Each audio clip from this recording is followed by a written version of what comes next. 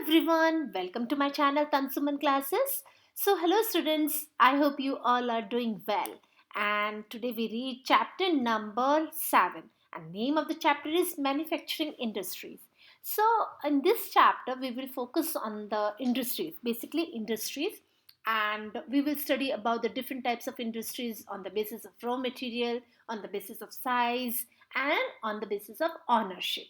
And there are many factors affecting the location of the industries also. So let's start the chapter. Before we start the chapter, please like and subscribe my channel so you will get more videos from my side. So what will come in our mind अगर हम कोई chapter read करते हैं तो हमारे chapter में सबसे पहले उसकी जो नाम होता है चैप्टर का, तो हमारे माइंड में वही क्लिक करता है कि भाई मैन्युफैक्चरिंग इंडस्ट्रीज जो हैं, तो what do you mean by manufacturing. तो मैन्युफैक्चरिंग की अगर हम बात करें तो production of goods in large quantities after processing from raw material to make valuable product is called manufacturing. It means हमने बहुत बड़ी संख्या में रॉ मटेरियल लिया, कच्चा पदार्थ लिया और उसको मोर वैल्यूबल बना दिया। इट मीन्स हमने उसकी कीमत को बढ़ा दिया। कैसे? उसको प्रोडक्ट को बनाकर, that is called the manufacturing. अगर हम बात करें मैन्युफैक्चरिंग इंडस्ट्रीज की, तो मैन्युफैक्चरिंग इंडस्ट्रीज जो है it is a secondary activities. It means can change raw material into products. It means हमारा जो हमारी एक्टिविटीज़ होती हैं, है ना, वो 3 पार्ट्स में डिवाइड करते हैं हम। जो भी हमारे ऑक्यूपेशंस होते हैं बच्चों, उसको हम 3 पार्ट्स में डिवाइड कर देते हैं, है ना।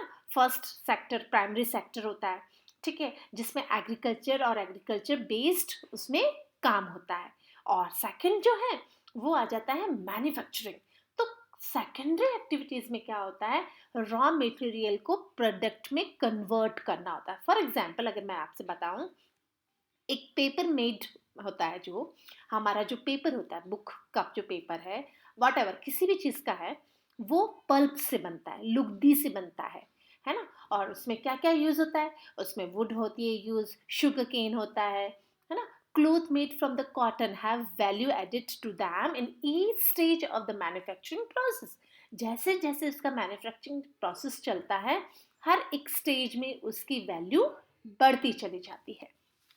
तो what is the importance of the manufacturing industries, आज हम इस चैप्टर में इन्हीं सब के बारे में डिटेल से रीड करने वाले हैं। तो फर्स्ट यू क्या करना है आपको सबको, first you share, like and subscribe my channel. So I think आप सबने कर लिया होगा। अब हम चैप्टर शुरू करते हैं।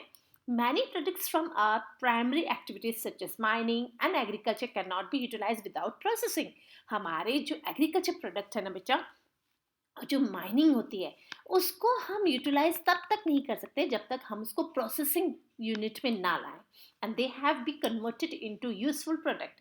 The processing of raw material into finish product such as cotton into cotton cloth, sugarcane into sugar, wood pulp into paper, mineral oil into the petrochemical, it is called the manufacturing। यानी कोई भी raw material जब तक वो finish product में convert नहीं होता है, तब तक हम उसको मैन्युफैक्चरिंग नहीं मान सकते। इट मीन्स एक ऐसा कच्चा पदार्थ, एक ऐसा रॉ मटेरियल जो प्रोसेसिंग होकर फिनिशिंग प्रोडक्ट तक लाया जाता है, that is called the manufacturing. And the process is done with the help of the machine and suitable technology. और ये सब काम कैसे हो सकता है, ये सब काम हो सकता है with the help of machinery, with the help of new technology. So industrial revolution की अगर हम बात करें, यहाँ पे इंडस्ट्रियल रेवोल्यूशन का मतलब है कि औद्योगिक क्रांति। अब ये कब आई थी, तो 18th सेंचुरी में हमारे जो ग्रेट ब्रिटेन है और फिर लास्ट आसपास की वेस्टर्न यूरोप जो है, इसमें इंडस्ट्रियल रेवोल्यूशन हो गया था, ठीक है। यानी रेवोल्यूशन यानी क्रांति हो गई, यानी हमारे जो इंडस्ट्रीज हैं उनमें बहुत बड़ी संख्या में, उद्योगों में बहुत बड़ी संख्या में सामान को बनाया जाने लगा, and it resulted to the growth and development of the modern factories. इसी की वजह से मॉडर्न फैक्ट्रीज आगे डेवलप कर पाई। So these revolution establish a new relationship between the human machine and natural resources। और इन्हीं सब के कारण हमारा जो ह्यूमन बींग्स का मशीन्स का और नेचुरल रिसोर्स का एक अच्छे से रिलेशनशिप बन पाया है. तो manufacturing is closely related to the other occupations also. It depends upon the raw material, food, workers, market from the finished goods. Manufacturing also helps to remove poverty and unemployment. It means मैं अगर बात करूं कि हमारा जो manufacturing product है वो लोगों को रोजगार भी दिलाता है ना, और लोगों की हेल्प भी करता है नौकरी के लिए. कैसे? बहुत सारे इंडस्ट्रीज अगर हमने स्टैब्लिश करती हैं तो वो सबसे पहले डिपेंड करेंगी रॉ मटेरियल पे, वहाँ के वर्कर्स पे डिपेंड करेंगी, है ना, कि वहाँ पे आसपास मार्केट कैसा है. तो ये सब चीज़ें मैन्युफैक्चरिंग इंडस्ट्रीज के लिए बहुत ज़्यादा डिपेंड करती है. और मैन्युफैक्चरिंग इंडस्ट्रीज में उद्योगों में काम करने के लिए क्या चाहिए? वहाँ पे काम करने के लिए वर्कर्स भी चाहिए. Thus, the position of developed nation was a world power dependent to a large extent on the development of the manufacturing sector. The economic activities से यहाँ पे मतलब है आर्थिक कार्य. इट मीन्स वो हमारे नेशन में और हमारे कंट्री में बहुत वैल्यूबल होता है. It means production of goods is called an industry.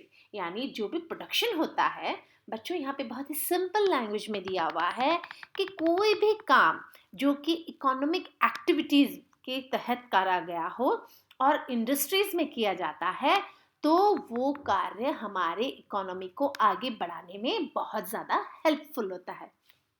For example the extraction of mineral, जैसे कि हम मिनरल्स की खुदाई करते हैं, उनको निकालते हैं मदर अर्थ में से. Production of goods and provisions of the services is also called the industries. Okay, so thus we have a variety of industries like textile है जिसमें कि मैन्युफैक्चरिंग में आता है, माइनिंग है जो एक्सट्रैक्शन ऑफ मिनरल्स में आता है, और टूरिज्म जो कि अपनी सर्विस प्रोवाइडर होता है. इट मीन्स वो अपनी सर्विस को देता है. अगर हम क्लासिफिकेशन करें तो बहुत आसान है. देखिए, इंडस्ट्रीज का क्लासिफिकेशन कैसे हो सकता है, वो डिपेंड करता है वहाँ पे अवेलेबल होने वाले रॉ मटेरियल पे, वहाँ पे पावर कैसी है. पावर का मतलब वहाँ पे पावर दो तरीके की होती है, एक तो बिजली से और एक पैसे से. ठीक है, तो सोर्सेस ऑफ पावर वहाँ पे क्या है, यानी बिजली के. वाटर सप्लाई कैसी है, वहाँ पे जो लेबर है आसपास वो क्या स्किल्ड है, क्या वो बहुत निपुण है अपने काम में, और कैपिटल इन्वेस्टमेंट जो भी होता है, और साथ ही साथ market from manufacturing goods transported facilities to the ownership determine the location. It means बहुत सारे ऐसे फैक्टर्स हैं जो कि हमारे इंडस्ट्रीज के सेटल करने में रिस्पॉन्सिबल होते हैं और डेवलप और ग्रोथ करने में उसको आगे फ्यूचर में हेल्प करते हैं. Thus, the industries can be classified into several groups. और इन्हीं सब कारणों की वजह से हमने हमारे इंडस्ट्रीज जो है, हमने हमारे जो उद्योग हैं उनको बहुत सारे अलग अलग पार्ट्स में डिवाइड कर दिया है. तो यहाँ पे अगर मैं आपको बताऊं कि भाई what is the improvement of the, मैं अगर बात करूं कि हमारे जो रॉ मटेरियल है वो तो बहुत अलग अलग तरीके के हैं, तो उसमें भी हमने हमारी इंडस्ट्रीज को डिवाइड कर दिया है. देखिए, एग्रो बेस्ड इंडस्ट्रीज. एग्रो जैसा कि हमें नाम से ही पता चल रहा है एग्रीकल्चर से रिलेटेड होगा. तो agro based industries which means which change agriculture product into industries product. ठीक है, and it means these industries like plant and animal based product on the raw material. ठीक है, फॉर एग्जाम्पल अगर raw material की बात मैं करूँ तो जैसे एनिमल स्किन है, क्रॉप्स है. एग्जाम्पल ऑफ इंडस्ट्रीज की बात करें तो लेदर इंडस्ट्रीज जो है ना, और फूड प्रोसेसिंग जो यूनिट्स होती हैं वो सब एग्रो बेस्ड इंडस्ट्रीज में शामिल होती है. तो agro based industries obtain raw material from the agriculture, plants and animals, जिनको कि एग्रीकल्चर प्रोडक्ट मिलता है और ये एनिमल और प्लांट से अवेलेबल होता है. फॉर एग्जाम्पल कॉटन टेक्सटाइल है, जूट टेक्सटाइल है, सिल्क टेक्सटाइल है, वेजिटेबल ऑयल है, शुगर है, फूड प्रोसेसिंग जो यूनिट्स होती हैं, they all are depend on agro based industries. It means कृषि से संबंधित सभी उद्योगों पर इनकी निर्भरता होती है. Okay, got it. यहाँ तक हमें बहुत इजी से समझ में आ गया. अब हम बात करते हैं सेकंड पॉइंट जो रॉ मटेरियल का होता है। तो सेकंड पॉइंट हमारा है mineral based industries. It means जो कि मिनरल्स पे बेस्ड होती है। ठीक है बच्चों, तो हमने फर्स्ट वाला तो जैसा कि हमने पढ़ लिया था कि एग्रो बेस्ड यानी जो एग्रीकल्चर से होता है। अब मिनरल बेस्ड जो है, it means the based industries raw from raw material from the rocks and minerals. Sorry, mineral based industries obtain raw material. Mineral जो बेस्ड होती है उनको कहाँ से मिलता है? उनको मिलता है रॉ मटेरियल रॉक से और मिनरल से। और इसमें कौन कौन से इंडस्ट्रीज आ जाती हैं? इसमें आ जाती है आयरन, स्टील, एल्युमिनियम और सीमेंट इंडस्ट्रीज शामिल हो जाती हैं। एक बात और बताऊं, mineral industries which we use in the raw material such as machine tools है, सीमेंट है, आयरन है, स्टील है। एग्जाम्पल ऑफ इंडस्ट्रीज की बात करें हम तो आयरन और स्टील इंडस्ट्री जो है इसका बहुत बड़ा एग्जाम्पल है। अब हम रॉ मटेरियल के अकॉर्डिंग थर्ड हम इंडस्ट्रीज की बात करें तो ये है पेस्ट्रोल बेस्ड इंडस्ट्रीज। अब पेस्ट्रोल बेस्ड जैसा कि हमें एनिमल्स जो होते हैं ना, जैसे कि काव है, गॉट है, शीप है, इनसे हमें रॉ मटेरियल मिलता है तो उनको हम पेस्ट्रोल बेस्ड इंडस्ट्रीज बोल देते हैं। These industries obtain raw material from animals like sheep है, गॉट है, कैटल्स हैं। They use hides, skin, bones, flesh, horns जो उनके सींग होते हैं, मिल्क है, वूनल textile, leather, good, dairy product etcetera are the pastoral based industry. यानी जो कि जानवरों से हमें मिलने वाले प्रोडक्ट होते हैं। और बेसिकली अगर हम बात करें तो हमें जैसे कि गॉट है, शीप है, काव है, ठीक है, इनके हम बहुत सारी चीज़ों को यूज़ करके इस इंडस्ट्रीज को रन करते हैं। और वो कौन कौन सी चीज़ें हैं? वो हैं क्या? आप बताइए मुझे कमेंट बॉक्स में कि इस इंडस्ट्रीज में हम कौन कौन सी चीज़ों को इस्तेमाल करते हैं। मैं बताऊं आपको, इसमें बहुत अच्छा एग्जाम्पल है कि हम इनके स्किन को, इनके बोन्स को, इनके फ्लैश को सभी अलग अलग तरीके से इस्तेमाल करते हैं। तो यानी इस तरीके के जो इंडस्ट्रीज होती हैं उसमें हमने एनिमल्स को और रॉ मटेरियल को यूज कर लिया। सॉरी। अब मैरिन बेस्ड इंडस्ट्रीज की बात अगर हम करें तो देखिए, मैरिन बेस्ड यानी जो कि ओशन से, जो कि सी से, जो समुद्रों से, सागरों से रिलेटेड होता है। यानी हमें वहाँ से रॉ मटेरियल मिलता है। और मैरिन बेस्ड जो इंडस्ट्रीज होती है ना, बेसिकली बहुत सिंपल है। ये हमें कहाँ मिलेंगी? When sea and oceans goods are used as a raw material, they it is used for a sea food.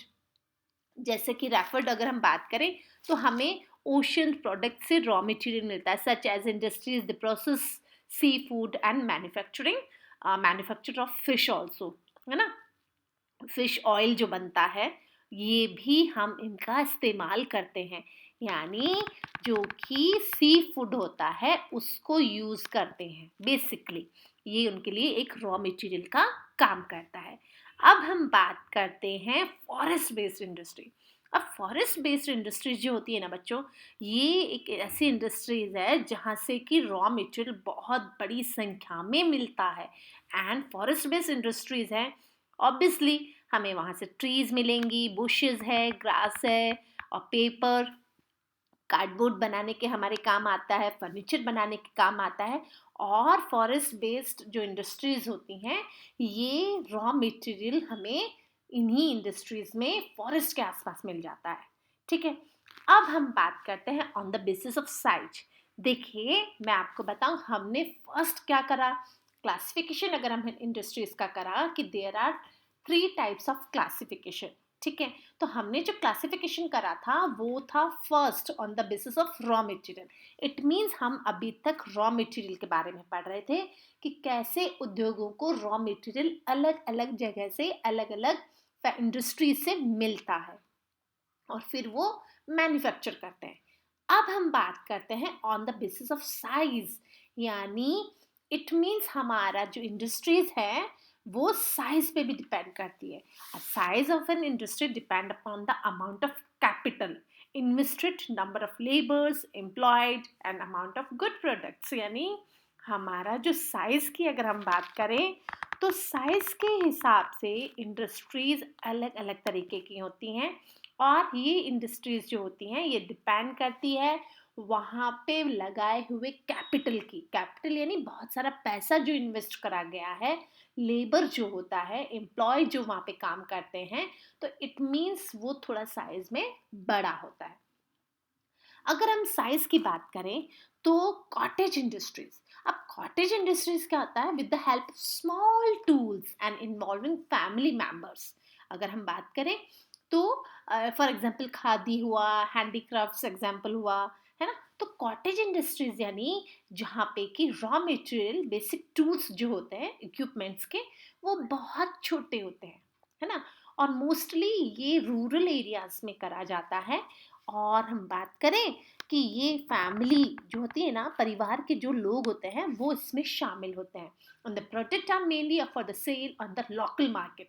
जो स्थानीय बाजार होता है उन्हीं के लिए ही सामान तैयार होता है. Labour is supplied by the member of the family and craftsman free time में गुड रोप्स है, बकेट्स हैं, बास्केट्स हैं, इनका निर्माण ये घर में करते हैं. और इसका एक एग्जाम्पल खादी और हैंडीक्राफ्ट भी है. ठीक है, तो हमने साइज के हिसाब से फर्स्ट पढ़ लिए कॉटेज इंडस्ट्रीज. अब हम बात करते हैं स्मॉल स्केल इंडस्ट्रीज की. तो स्मॉल स्केल इंडस्ट्रीज की बात करें तो small scale industries use power driven machines. Raw material are obtained from the outside and goods are sold to traders. यानी हमने कहा कि जो स्मॉल इंडस्ट्रीज हैं वो रॉ मटेरियल बाहर से लेगी और फिर वो क्या करती है? वो करती है अपने प्रोडक्ट को तैयार और फिर वो बाहर उन ट्रेडर्स को, व्यापारियों को दे देती है. They are generally own by individual और employer small number of labours. इनके पास थोड़े कम यानी जो कॉटेज इंडस्ट्रीज है ना उससे थोड़ा सा ज़्यादा लेबर होते हैं. And they are generally own by individual, खुद के इंडिविजुअल इनकी फैक्ट्रीज होती हैं. Employees are small in number and small scale industries play an important role of the developing countries. India जो है वो एक डेवलपिंग कंट्री है. इट मीन्स क्या है? ये हमारे देश में बहुत ज़्यादा इम्पोर्टेंट भी रखता है. They produce cloth, paper, furniture, toys, machines, electric goods, utensils and leather goods. यानी एक स्मॉल स्केल इंडस्ट्रीज जो होती है उसमें पैसा थोड़ा कॉटेज इंडस्ट्रीज से तो ऑब्वियसली ज़्यादा लगेगा, लेकिन इसमें कुछ जो मजदूर होते हैं, जो कुछ वर्कर होते हैं, उनको रखा जाता है और फिर इनको बाहर व्यापारियों को दिया भी जाता है, बेचा जाता है. अब हम बात करते हैं third type of industry and that is the large scale industry. It means हम इसको हैवी इंडस्ट्रीज के नाम से भी जान सकते हैं. अगर आपको क्वेश्चन आता है कि हैवी इंडस्ट्रीज, तो आपको वहाँ पे कंफ्यूज नहीं होना है. लार्ज स्केल इंडस्ट्रीज को ही हैवी इंडस्ट्रीज के नाम से जानते हैं. And which we use heavy और more space occupied. It means ये बहुत ज़्यादा हैवी होती हैं और दे ऑक्यूपाई मोर स्पेस. यानी इट मीन्स ये बहुत ज़्यादा जगह को घेरते हैं. और raw material like iron, steel, sugar, cement etc. we use in these industries. So let's start large scale industry. अब जो लार्ज स्केल इंडस्ट्रीज हैं इसमें कैपिटल बहुत ह्यूज अमाउंट में लगता है. बहुत बड़ी मात्रा में इसमें कैपिटल को यूज करा जाता है. और लार्ज स्केल इंडस्ट्रीज जो होती हैं उसमें इन्वेस्टमेंट बहुत बड़ी मात्रा में होता है. थाउजेंड ऑफ लेबर्स, हजारों की संख्या में जो कारीगर होते हैं, जो श्रमिक होते हैं, जो मजदूर होते हैं, वो यहाँ पे काम करते हैं. और यहाँ का जो मैनेजमेंट होता है वो बहुत स्ट्रांग होता है. And they bring in the raw material from the far of places. बहुत दूर दूर से इस सामान को, कच्चे माल को लाते हैं and send the finish product to distant market. और बहुत दूर दूर के मार्केट में ये सामान को वापस सेल भी कर देते हैं. इट मीन्स अगर हम बात करें कि ये करते हैं मार्केट में अपना व्यापार. और आयरन स्टील मिल्स हैं, टेक्सटाइल मिल्स हैं, ट्रांसपोर्टेड इक्विपमेंट्स हैं, पेट्रोकेमिकल, लार्ज स्केल इंडस्ट्रीज के बहुत अच्छे एग्जाम्पल हैं. तो आपको अगर कभी एग्जाम्पल भी पूछें, आपको एग्जाम्पल लिखने भी चाहिए एग्जाम में, उससे आपको अच्छे से याद भी होता है. अब हम बात करते हैं on the basis of ownership, यानी मालिकाना हक के हिसाब से अगर हम बात करें तो we also divided into three parts. और थ्री क्या, हम चलो हम बात करते हैं 5 पार्ट्स की। ठीक है, तो हम पहले पार्ट की बात करते हैं ऑनरशिप के, मालिकाना हक के हिसाब से अगर हम बात करें कि इंडस्ट्रीज कितनी तरीके की होती है।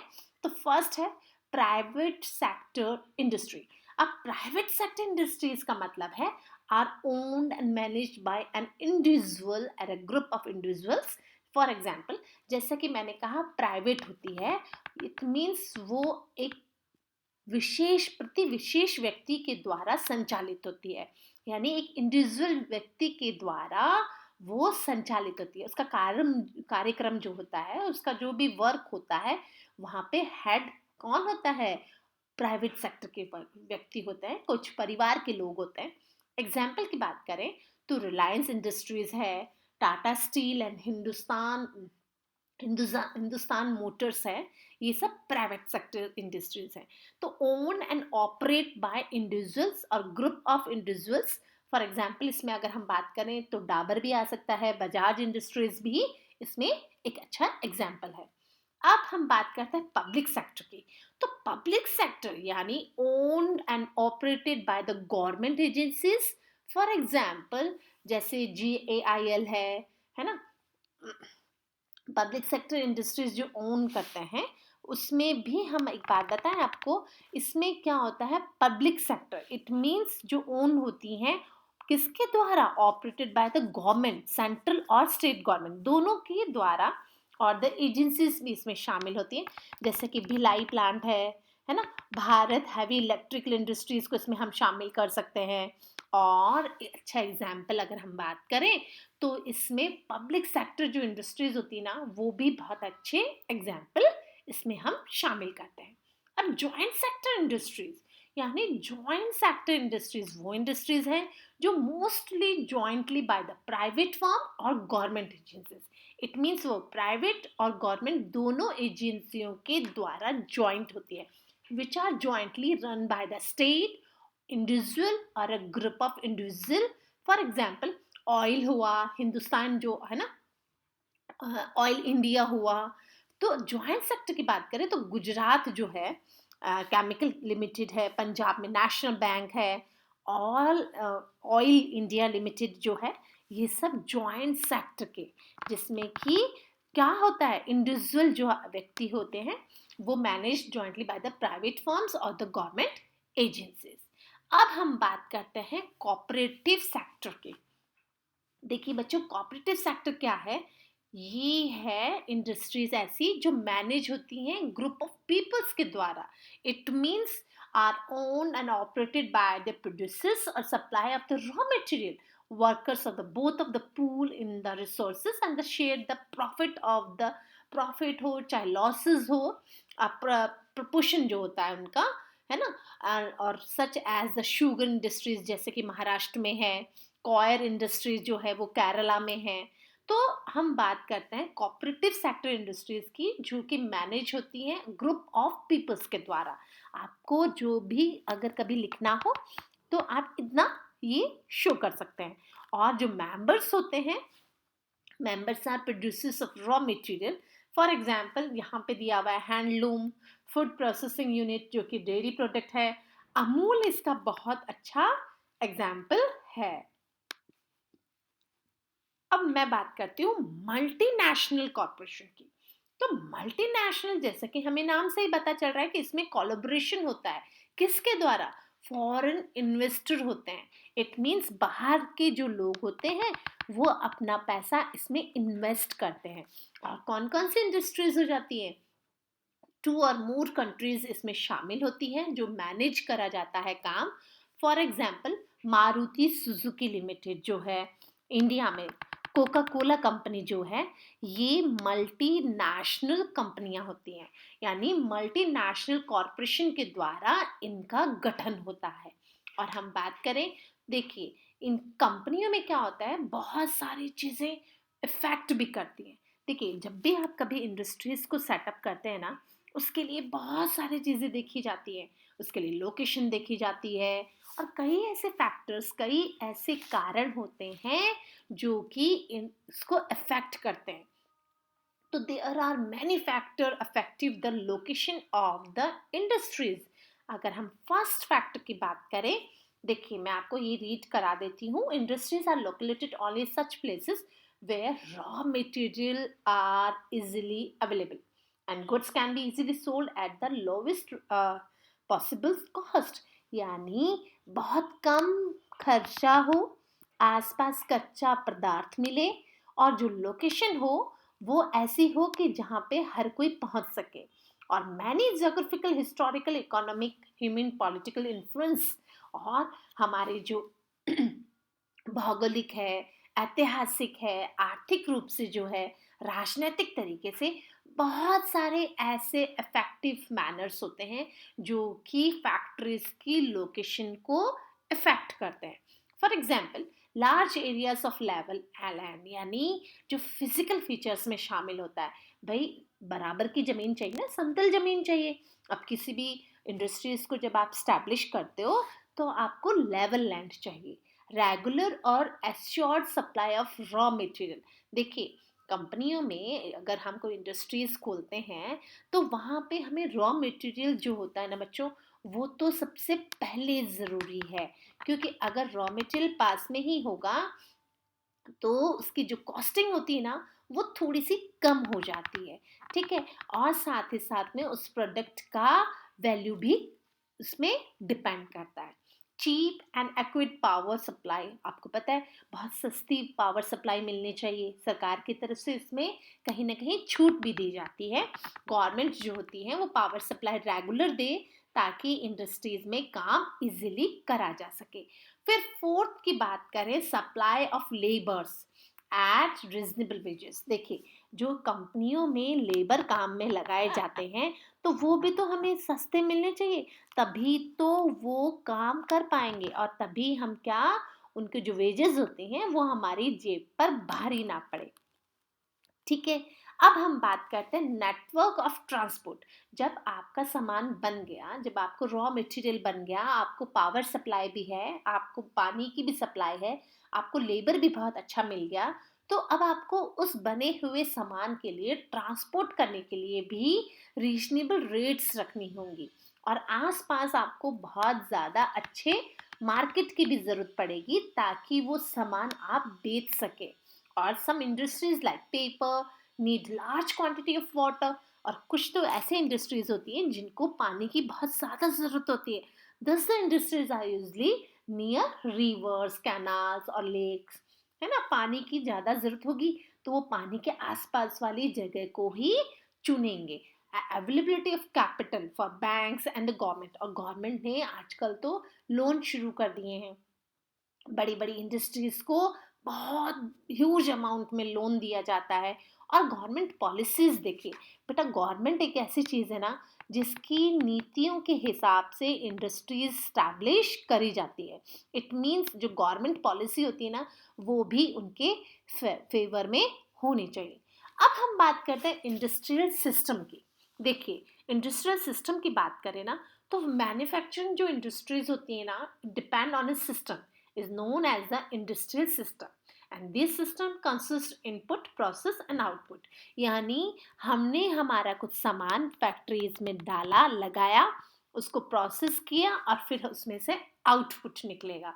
अब आउटपुट क्या, जैसे इनपुट में हम बात करें तो जो रॉ मटेरियल हम लाएंगे, पावर है, लेबर है, कॉस्ट ऑफ लैंड है, मशीनरी की कीमत है, ट्रांसपोर्टेशन है, और ये वहाँ के इंफ्रास्ट्रक्चर जो होता है उसमें अगर हम पैसा लगाएंगे तो क्या होगा, वो प्रोसेस करना शुरू करेगा। और वो प्रोसेस किस तरीके से होगा, वैरायटी ऑफ एक्टिविटीज शुरू होंगी, रॉ मटेरियल लाया जाएगा, फिर उसको फिनिश प्रोडक्ट में कन्वर्ट करके सुटेबल टेक्नोलॉजी को यूज करके फिर उसको फिनिश प्रोडक्ट में कन्वर्ट कर दिया जाएगा।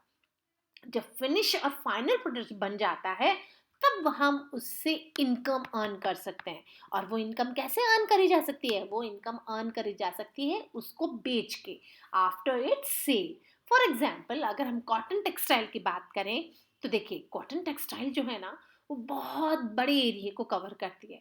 रॉ कॉटन चाहिए हमें, फिर फैक्ट्रीज चाहिए, सस्ते लेबर चाहिए, साथ में उसको कताई और बुनाई गिनिंग और स्पिनिंग चाहिए, और जो कपड़ा हम बनाते हैं उसके लिए प्रिंटिंग मशीन्स चाहिए, और साथ ही साथ में आउटपुट क्या होगा, क्लोथ और गारमेंट यू वेयर, जो हमारा आउटपुट होता है, जो हमें कपड़े लास्ट में पहनने के लिए मिलते हैं। इट मीन्स जो सारी कॉस्टिंग होगी वो इन गारमेंट्स के ऊपर लगाई जाती है। ठीक है, अब हम बात करते हैं इंडस्ट्रीज की। तो इंडस्ट्रियल रीजन जो है ना बेटा, वो हमारे इंडिया में तो बहुत ज़्यादा ग्रोथ कर रहे हैं। और इंडस्ट्रीज एक ऐसी चीज़ है जो डिस्ट्रीब्यूशन होती है डिफरेंट कॉन्टिनेंट्स में, और उनको अफेक्ट करने वाले जो लोकेशन होती है और हर जगह एक जैसी नहीं होती है। Industries stand concentrates in the few pockets due to the certain favorable factors. Areas which have a high constructions of the industries is called the industrial region.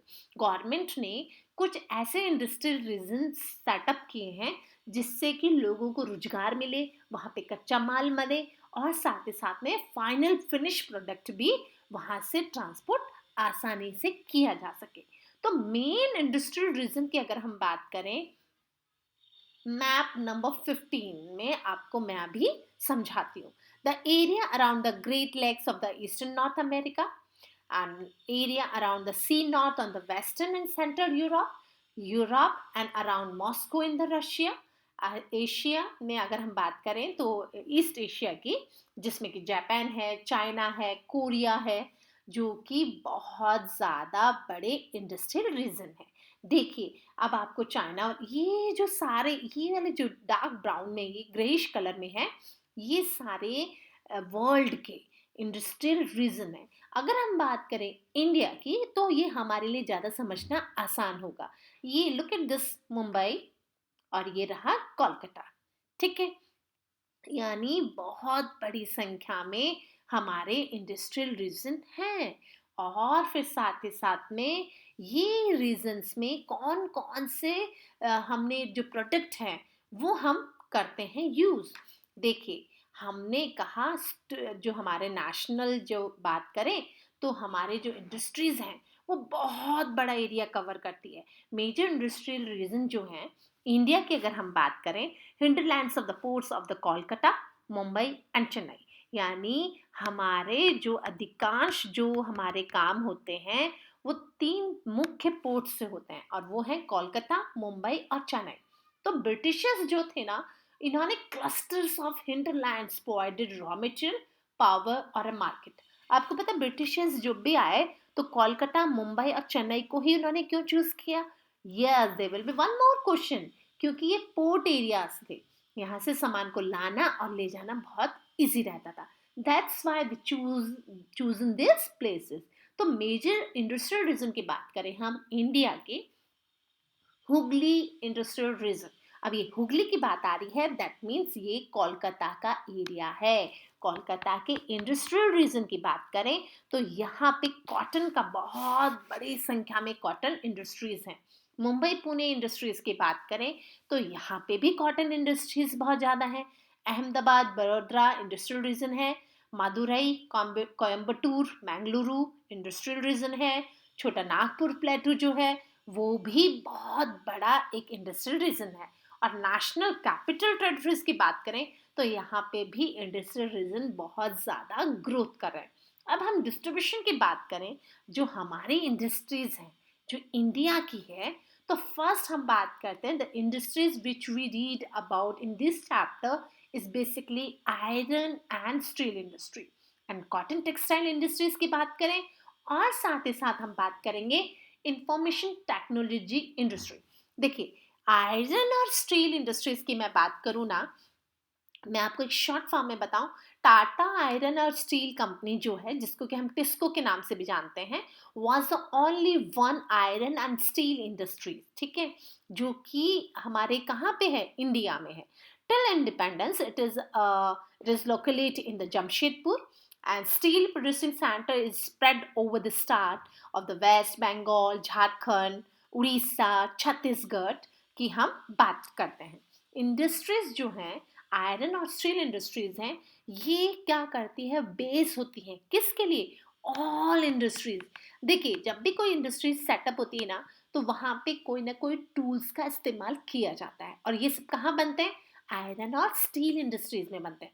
That means it is called the basic industry, इसीलिए इसको एक basic industries के नाम से भी जाना जाता है।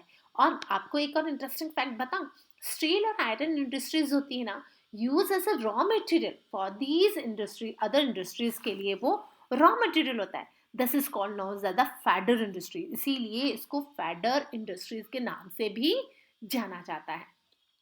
अब बात करते हैं आयरन और स्टील इंडस्ट्रीज की। इसको हम हैवी इंडस्ट्रीज के नाम से भी जानते हैं, बिकॉज बहुत बड़े बल्क में रॉ मटेरियल यूज होता है इसमें। आयरन ओर है, कोल है, large quantity of finish product यहाँ से बनकर निकलता है।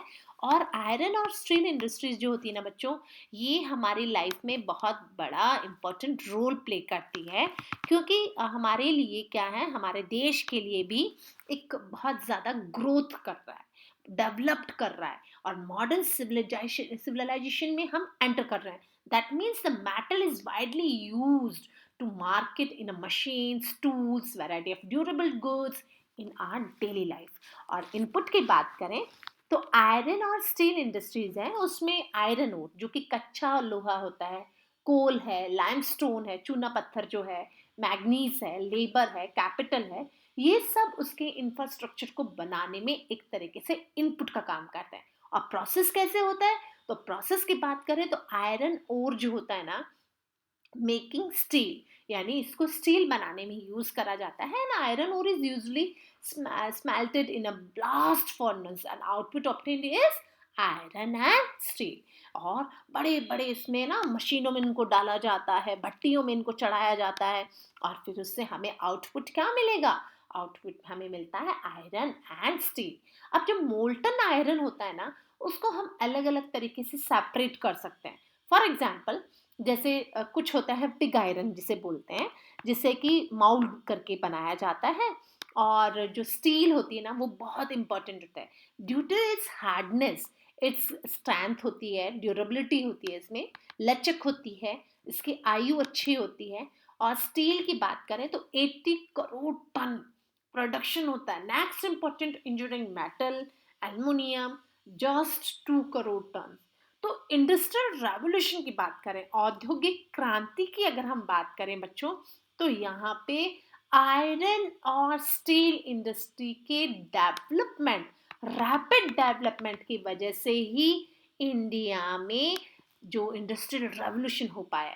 And due to the relativity of low cost of the metal is wider utility since the industries was based on bulk raw material. It developed mostly in around mining areas and places where the raw material could be easily found, easily brought. यानी जो bulk, बहुत बड़ी संख्या में raw material पे ये depend करता है, और ये डेवलप उन्हीं एरियाज में हो सकता है जहाँ पे कि माइनिंग पॉसिबल हो। और माइनिंग जो खनन होता है कार्य, वहाँ पे क्या होता है, वहाँ पे ये एक तरीके से आयरन ओर जो है वो एक रॉ मटेरियल का काम करता है आयरन और स्टील इंडस्ट्रीज के लिए। तो इट मीन्स जो खनन है ना, वो कार्य लगातार होने चाहिए।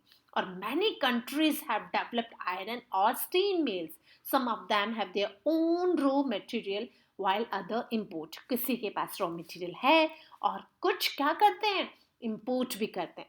तो यहाँ पे मैं आपको एक बताऊं कि हम स्टील इंडस्ट्रीज को backbone of the modern industries भी कह सकते हैं। और वो क्यों कह सकते हैं, क्योंकि स्टील इंडस्ट्रीज की बदौलत ही हमने डेवलप शुरू करा है, और हम डेवलपिंग कंट्री से मॉडर्न डेवलप की तरफ आगे बढ़ रहे हैं। So it is very tough to can easily be shape और cut, but we use a lot of steel object in our daily life, जैसे कि सॉरी व्हीकल है, सेफ्टी पिन्स हैं, नीडल्स हैं, हम रोज अपनी लाइफ में इन चीज़ों को यूज करते हैं। So many industries have develop iron और steel mills, some of them have their own raw material, जिनके पास खुद के हैं। फॉर एग्जाम्पल, अगर इम्पोर्ट भी करते हैं, USA has a number of steel producing regions, और पिट्सबर्ग है, लेक एयर है ना, मिड अटलांटिक स्टेट्स हैं इनके पास में, यूरोप जो है उसके पास यूके, जर्मनी, स्वीडन और इटली है, फ्रांस है, पोलैंड है, बेल्जियम है, ऑस्ट्रेलिया है। इनके पास भी अपने खुद की इंडस्ट्रीज हैं। बट एशिया की अगर हम बात करें, इन एशिया चाइना, जापान और इंडिया, यानी India as a developed industries जो हैं इनके सामने। और इम्पॉर्टेंट क्यों है? बिकॉज दिस कंट्रीज आर, जैसे कि ऑस्ट्रेलिया है, ब्राज़ील है, कोलंबिया है, वेनेजुएला है, Algeria, Egypt, Zimbabwe, South Africa, इन सब के पास भी सामान कच्चा पदार्थ के रूप में है। और ये सब इम्पॉर्टेंट है because India is the most of the important iron and steel mills are located and choose to the center of the raw material supply. These centers have the advantages of the cheap labor. यहाँ पे India की बात अगर हम करें तो उन्हें सस्ते मजदूर मिल जाते हैं, ठीक है, सस्ते काम करने वाले व्यक्ति मिल जाते हैं। और ये सेंटर्स क्या हैं स्टील प्रोडक्शन के लिए? जमशेदपुर है, भिलाई है, दुर्गापुर है, राउरकेला है, बोकारो, कुल्टी एंड स्लेम है, विशाखापट्टनम है, विजयनगर है, जो कि आपको आयरन और स्टील इंडस्ट्रीज का मैप भी बनाने के लिए आ सकता है। तो लुक एट दिस मैप। देखिए, अब मैं आपको बताऊं, ये देखिए, यहाँ पे है एस्लोन है, जमशेदपुर है, बोकारो है ना, राउरकेला है, भिलाई है, विशाखापट्टनम है, यहाँ पे सेलम है, गोवा में भी कुछ है, विजयनगर जो है वहाँ पे भी है, ठीक है। तो ये आपको मैप स्टडी करना पड़ेगा। अगर हम बात करें हमारे जो स्टील प्रोडक्शन की, तो ये बहुत ज़्यादा इंक्रीज कर रहा है। इन 1947 की बात करें हम, तो यहाँ पे कुछ टन्स ही था, टू अबाउट 89 मिलियन टन्स इन 2015, जो कि 89.6 मिलियन 2015 में हो गया था। अब हम बात करते हैं कॉटन टेक्सटाइल इंडस्ट्रीज की। बच्चे, कॉटन टेक्सटाइल इंडस्ट्रीज है ना, वो ओल्डेस्ट इंडस्ट्रीज है वर्ल्ड में। और आपको पता है इंडिया का जो टेक्सटाइल इंडस्ट्रीज है ना, उसका जो कपड़ा है वो तो वर्ल्ड फेमस था because of variety of material we use to make cloth and these materials are obtain various source. और ये जो हमें कच्चा पदार्थ है जो जो कि पौधों से मिलता है, जानवरों से मिलता है, जो रॉ मटेरियल है ना कपड़ा बनाने के लिए, तो ये कहाँ कहाँ से हमें मिलता है? तो we obtain these from the plants. For example, जैसे कॉटन है, जूट है, फ्लैक्स है, हेम्प है। एनिमल्स की बात करें तो हमें वूल और सिल्क मिलता है। केमिकल जो होता है, रियॉन होता है, नायलॉन होता है, पॉलिस्टर जो होता है, जिनमें कि हम केमिकल्स का यूज़ करते हैं और फिर उसको हम बनाते हैं। लेकिन कॉटन की बात करें ना, तो कॉटन फाइबर सबका फेवरेट होता है और वो है in India, Mumbai, Ahmedabad, largest textile industry. Okay, so the over past 50 years synthetic fibre का बहुत ज़्यादा पॉपुलर हो गया है। लेकिन cloth found in the Egyptian tomb date 5000 BC, यानी जो हम बात करें इजिप्शियन लोगों की, तो उनके यहाँ तो 5000 साल पहले ही हमें काफ़ी मिल चुका है। Cloth was made from the cotton in India 5000 years ago, and Mark Polo in the 13th century had described the fine quality of Indian textile. We feel proud कि मार्क पोलो ने भी 13th century में Indian textile जो industries हैं जिनकी fine quality of cotton का जिक्र किया है।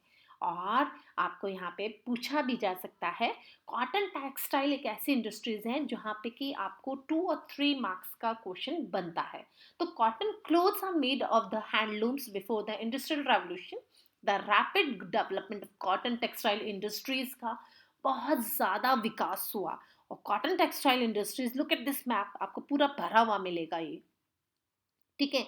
मुंबई हुआ, सूरत हुआ, बहुत ज़्यादा फेमस है, ठीक है, अहमदाबाद हुआ, ठीक है। तो ये सब जगह पे कॉटन का बहुत बड़ी संख्या में इस्तेमाल किया जाता है। कॉटन टेक्सटाइल इंडस्ट्रीज है यहाँ पे, जो कि हमारे यहाँ पे मुंबई में सबसे पहले हुई थी। तो इंडियन रेवोल्यूशन की बात करें हम, तो due to the series of the invention of the England से जब लोग आए थे 18th सेंचुरी में, the flying shuttle was invented 1733। Carding machine जो है, स्पिनिंग मूल जो है, जो कि लोग चरखे से पहले काटते थे, है ना, power loom run by the water power, and steam engine was also used in 1785. But great Britain जो टेक्निक्स का यूज़ करा उन्होंने वो थी स्पिनिंग, वेविंग, डाइंग, प्रिंटिंग। पहले कपड़े को काटना, बुनना, उसको रंगना, उसको छापना, है ना। फाइनल प्रोडक्ट जब बनता था तो वो यूरोप और यूएसए, है ना, चाइना, जापान में, रेस्ट ऑफ द वर्ल्ड जाता था। हमारा जो इंडिया का कॉटन है वो वर्ल्ड फेमस था। और इसमें 200 ईयर्स की अगर हम बात करें तो हमारे जो टेक्सटाइल इंडस्ट्रीज है उसने बहुत ज़्यादा ग्रोथ की। अगर हम बात करें तो स्ट्रैटेजी ग्रोथ हुई थी different parts of the world. But cotton textile जो है ना वो मैन्युफैक्चर यूएसए है, चाइना है, इंडिया है, रशिया, जापान, ब्राज़ील, इटली। और रिसेंट कॉटन टेक्सटाइल इंडस्ट्रीज जो हैं वो हमारे शिफ्ट हो चुकी हैं from the temperate region to USA and Europe to the cotton growing areas. जो कि कॉटन ग्रोइंग एरियाज है, this is because the cheap skill labours. अगर कॉटन जो एरिया है ग्रोइंग एरियाज के आसपास ही अगर ये लग जाते हैं तो उससे क्या होगा, उससे हमें लेबर भी सस्ते मिलेंगे, चीप पावर मिल जाएगी, automatic machines, huge local market भी वहाँ पे अवेलेबल होगा। So before the British rule Indian handlooms cloth was great demand all over the world. ठीक है। एंड द मेन वेराइटीज अगर हम बात करें, muslin of Dhaka, chintz of Machilipatnam and calico of Calicut का हमारा जो टेक्सटाइल है वो इंडस्ट्रीज बहुत ज़्यादा फेमस था। It could not maintain its position, बहुत अपनी पोजीशन को संभाल नहीं पाए क्योंकि मॉडर्न मशीन्स आ गई थी। So the first modern cotton textile mill in India establish in 1854। और इंडस्ट्रीज जो थी इसने बहुत बड़ी संख्या में रैपिड ग्रोथ करी और अपनी इस ग्रोथ के साथ ही उसने अपना विकास शुरू कर लिया। और हम बात करें प्रेजेंट डे के लार्जेस्ट ऑर्गेनाइजेशन मॉडर्न इंडस्ट्रीज जो इंडिया की हैं, जिसमें कि महाराष्ट्र है, गुजरात है, वेस्ट बंगाल है, तमिलनाडु है, उत्तर प्रदेश है, जहाँ पे कि 80 सिटीज ऐसी हैं जहाँ पे कि ये कॉटन टेक्सटाइल मिल्स स्टैब्लिश हैं। लेकिन मुंबई जो महाराष्ट्र की है ना लार्जेस्ट सेंटर है और it is called the cotton pools of India. Got it. यहाँ पे आपको एक क्वेश्चन पूछा जा सकता है। अब हम बात करते हैं इंफॉर्मेशन टेक्नोलॉजी की। Information technology it means IT sector जो है। और आईटी सेक्टर जो इंडिया की बात करें, बेंगलुरु जो है वो बहुत फेमस है। Imagine that the present company जो कैलिफोर्निया की है, जो कि कंपनी इज इन मुंबई। ठीक है। जो कंपनी मुंबई में भी लगाई गई है। The CEO of company wants to discuss important matters of the manager of the company in Mumbai.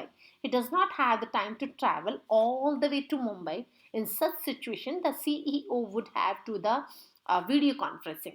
जब देखिए बेटा आजकल क्या है कि आईटी सेक्टर बहुत ज़्यादा डेवलप कर गया है। अब पहले तो फ़ोन हुआ ही नहीं करते थे, मोबाइल का हुआ इन्वेंशन, देन आफ्टर अब हर जगह जाना आसान नहीं है तो हम क्या करते हैं वीडियो कॉन्फ्रेंसिंग के द्वारा ही बात कर लेते हैं।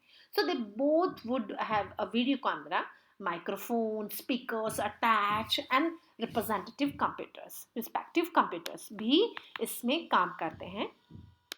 When they speak to each other, their voices and image would be delivered throughout network to each other computers. और जैसे ही सीईओ बात करेंगे उनकी जो वॉइस है, इमेज है, वो नेटवर्क के साथ में कंप्यूटर में चली जाएगी। तो ये सब जो इन्वेंशंस हुए हैं, communication became the faster and having saving the time and money also. अब देखिए हर किसी को अब जल्दी जल्दी मीटिंग्स लेने के लिए एक देश से दूसरे देश तो नहीं जा सकता है जल्दी से। तो वो आईटी सेक्टर एक ऐसी चीज है जिससे कि अपने घर बैठे ही वर्ल्ड में किसी से भी बात कर सकते हैं आप। तो information technology is a science which uses software computer to manage information. It means वो कंप्यूटर और सॉफ्टवेयर्स का इस्तेमाल करके और क्या करेंगे, बहुत ही आसानी से आपकी बातचीत करवा देंगे। And the processing, protecting, scouring, storing, reading, ये सब बहुत ज़्यादा आसान हो जाता है। So the computer is a machine is called hardware while the progress programs that we use in a computer is called the software. जो एक मशीन है, हार्डवेयर मशीन है कंप्यूटर, जिसमें कि जो सॉफ्टवेयर होते हैं, with the help of computer हम अलग अलग प्रोग्राम्स को यूज़ करते हैं, वो सॉफ्टवेयर का काम हो जाता है. तो इंफॉर्मेशन टेक्नोलॉजी जो है 21st सेंचुरी में ये एक बहुत बड़ा रेवोल्यूशन था, and it has made the communication easier and cheap, but also quicker and easily, जल्दी से हमें अवेलेबल हो जाता है. Introduction as high tech applications to gadgets का इस्तेमाल करा जाता है, जिसमें कि आईपैड है, एंड्रॉयड है, has been a revolutionary. E-commerce have give a room to a small business. आपको पता है, घर बैठे ही अपने बहुत बड़े बिजनेस को आप चला सकते हैं. और इसका एक उदाहरण मैं बताऊं, आप और मैं. देखिए, टीचर का होना क्लास में ज़रूरी नहीं है ना. अब आज हम क्या कर रहे हैं, ई लर्निंग कर रहे हैं ना. आज हम आप यूट्यूब पे देख रहे हैं, बहुत इजीली देख रहे हैं, है ना. वर्चुअल लर्निंग जो हो रही है आप लोगों की, टीचिंग इजीली हो रहा है. लर्निंग टूल्स जो होते हैं उनको हम डिज़ाइन करते हैं with the help of computer, and the students to get engage to a virtual classrooms for use of IT in health care also. और ये हेल्थ केयर में भी यूज़ होने लगा है. It is the virtual health care terms, और जो electronic health है हमारी, for example IT is the health care sector also. यानी इसका इस्तेमाल अब हम हेल्थ के लिए भी करने लगा है. कंप्यूटर के द्वारा हम कितनी सारी बीमारियों की जानकारी पहले ही प्राप्त कर लेते हैं. So the information technology has brought fundamental changes in all aspects of life. It is impact in global as the IT industry continues to grow and develop rapidly. It means जो हमारा आईटी सेक्टर है, information technology जो sector है, वो बहुत बड़ी संख्या में लगातार डेवलप करता जा रहा है, रैपिडली ग्रोथ करता जा रहा है. एंड आई विश कि इंडिया उनमें सबसे आगे हो. और ये हर कोई चाहता है कि उसका देश सब देशों से आगे हो. So thanks for watching this video. I think आपको बहुत अच्छा लगा होगा, समझ में आया होगा.